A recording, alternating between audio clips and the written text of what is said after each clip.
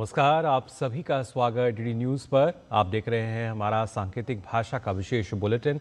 आपके साथ मैं हूं मुकुल शर्मा, मेरे साथ मौजूद है मेरी सहयोगी दीपाली। तमाम खबरों से आपको रूबरू कराएंगे, लेकिन सबसे पहले नजर डालते हैं हेडलाइंस पर। रूस से तेल आयात करने के मामले में भारत का अमेरिका और यूरोपीय संघ को जवाब। आलोचना करने वाले देश खुद कर रहे हैं रूस से व्यापार। भारत को निशाना बनाना अनुचित और तर्कहीन।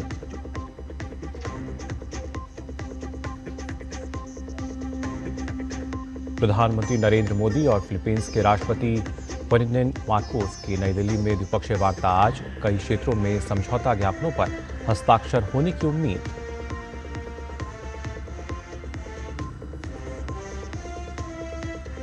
आज होगी एनडीए संसदीय दल की बैठक। ऑपरेशन सिंदूर के बाद और मौजूदा मॉनसून सत्र में पहली बार जुटेंगे एनडीए के सांसद। ईडी के सामने उद्योगपति अनिल अंबानी की पेशी आज। दिल्ली हेडक्वार्टर में 17,000 करोड़ रुपए के ऋण धोखाधड़ी और मनी लॉन्ड्रिंग मामले में होगी पूछताछ।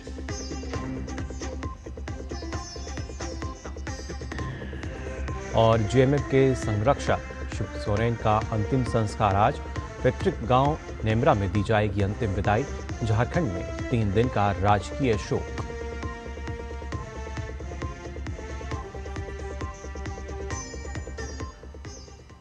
और आइए अब खबरें देखते हैं विस्तार से। रूस से तेल आयात करने के मामले में अमेरिका और यूरोपीय संघ की तरफ से सवाल उठाए जाने पर भारतीय विदेश मंत्रालय की ओर से आधिकारिक प्रतिक्रिया आई है। प्रवक्ता रणधीर जायसवाल ने सोशल मीडिया एक्स पर एक पोस्ट जारी किया है, जिसमें कहा गया है कि यूक्रेन संघर्ष शुरू होने के बाद से रूस से तेल आयात करने के मुद्दे पर अमेरिका और यूरोपीय संघ की तरफ से भारत को निशाना बनाया गया है। वास्तव में भारत ने रूस से तेल इसलिए आयात शुरू किया क्योंकि संघर्ष के बाद पारंपरिक सप्लाई यूरोप की ओर मोड़ दी गई थी। उस समय अमेरिका ने खुद भारत को ऐसे आयात के लिए प्रोत्साहित किया था ताकि दुनिया के तेल बाजार की स्थिरता मजबूती उसमें बनी रह सके। रणधीर जायसवाल ने लिखा है कि भारत अपने उपभोक्ताओं के लिए सस्ती और स्थिर ऊर्जा मुहैया कराने के लिए आयात करता है। यह वैश्विक बाजार के हालात की मजबूरी है, लेकिन जो देश भारत की आलोचना कर रहे हैं वो खुद रूस के साथ व्यापार कर रहे हैं और भारत की तरह उनका व्यापार उनके देश के लिए कोई ज़रूरी मजबूरी भी नहीं है। इस दृष्टि से भारत को निशाना बनाना अनुचित है और अविवेकपूर्ण है। किसी भी बड़ी अर्थव्यवस्था की तरह भारत अपने राष्ट्रीय हितों और आर्थिक सुरक्षा की रक्षा के लिए सभी आवश्यक उपाय करेगा। आज प्रधानमंत्री नरेंद्र मोदी और फिलीपींस के राष्ट्रपति फर्डिनेंड मार्कोस नई दिल्ली में द्विपक्षीय वार्ता करेंगे। इस दौरान कई क्षेत्रों में समझौता ज्ञापनों पर हस्ताक्षर होने की भी उम्मीद है। फिलीपींस के राष्ट्रपति बनने के बाद मार्कोस की ये पहली भारत यात्रा है। आज वो राष्ट्रपति द्रौपदी मुर्मू से भी मुलाकात करेंगे।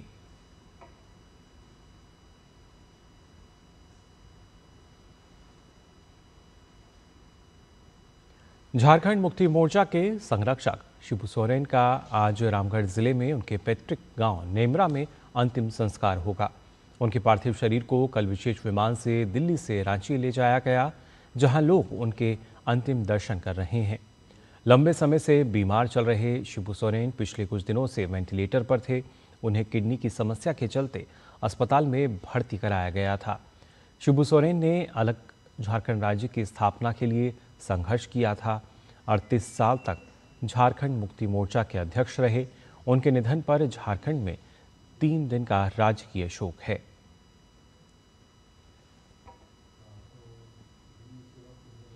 संसद भवन परिसर में एनडीए संसदीय दल की बैठक आज सुबह बुलाई गई है। ये बैठक इस मायने में महत्वपूर्ण है क्योंकि ऑपरेशन सिंदूर की सफलता के बाद एनडीए के सांसद एक जगह इकट्ठे होंगे।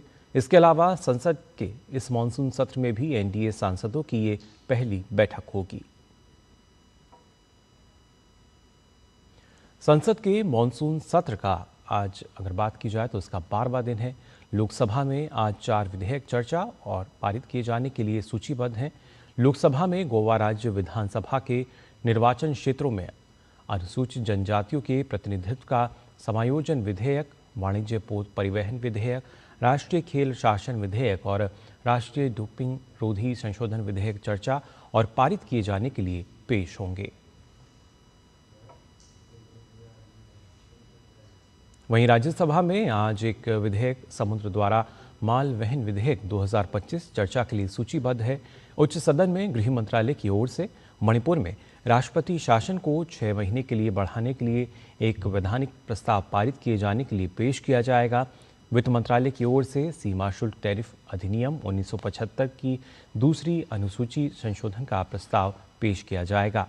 अहम विधायी कार्यों के साथ साथ दोनों सदनों में प्रश्नकाल के दौरान अलग अलग मंत्रालयों से अहम प्रश्न पूछे जाएंगे। प्रवर्तन निदेशालय यानी ईडी के सामने उद्योगपति अनिल अंबानी की आज पेशी होगी। दिल्ली हेडक्वार्टर में 17,000 करोड़ रुपए के ऋण धोखाधड़ी और मनी लॉन्ड्रिंग मामले में पूछताछ की जाएगी। जांच एजेंसी ने बैंकों के प्रबंधन को पत्र भेजकर अनिल अंबानी ग्रुप को दिए गए लोन की पूरी जानकारी मांगी है। ये लोन बाद में गैर निष्पादित परिसंपत्ति बन गए। जानकारी के अनुसार अगर बैंकों के जवाब संतोषजनक नहीं हुए तो बैंकरों को पूछताछ के लिए बुलाया जा सकता है। इससे पहले ईडी ने अनिल अंबानी के खिलाफ लुकआउट सर्कुलर जारी किया था। आपको बता दें कि यह मामला Reliance housing finance, Reliance communication और रिलायंस कमर्शियल फाइनेंस को दिए गए लोन से जुड़ा है। इसके अलावा ईडी ने अनिल अंबानी की रिलायंस ग्रुप से जुड़ी 50 कंपनियों और 25 लोगों के खिलाफ मनी लॉन्ड्रिंग रोकथाम कानून तहत मुंबई में 35 ठिकानों पर तलाशी भी ली थी।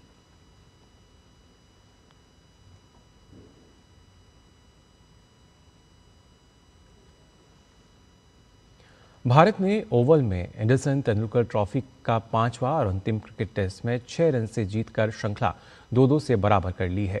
मोहम्मद सिराज को प्लेयर ऑफ द मैच, जबकि कप्तान शुभमन गिल और इंग्लैंड के बल्लेबाज हैरी ब्रूक को प्लेयर ऑफ द सीरीज घोषित किया गया।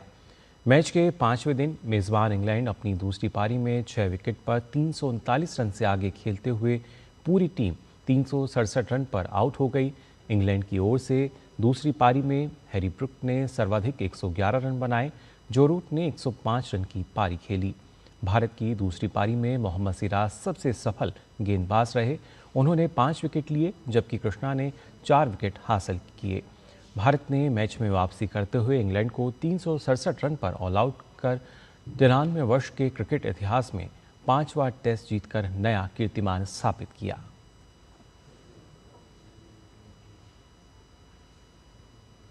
गाजा में इजरायली सीमा के पास कई धमाके हुए और धुएं के गुबार उठते देखे गए। ये घटनाएं उस वक्त हुईं जब इसराइल और हमास के बीच चल रही अप्रत्यक्ष युद्ध विराम वार्ता विफल हो गई।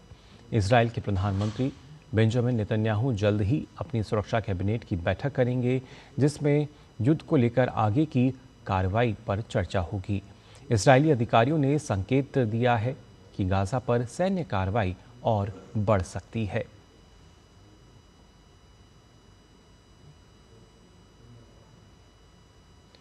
तो फिलहाल के लिए सांकेतिक भाषा के इस विशेष बुलेटिन में बस इतना ही। मुझे और मेरी सहयोगी दीपाली को दीजिए अनुमति। नमस्कार।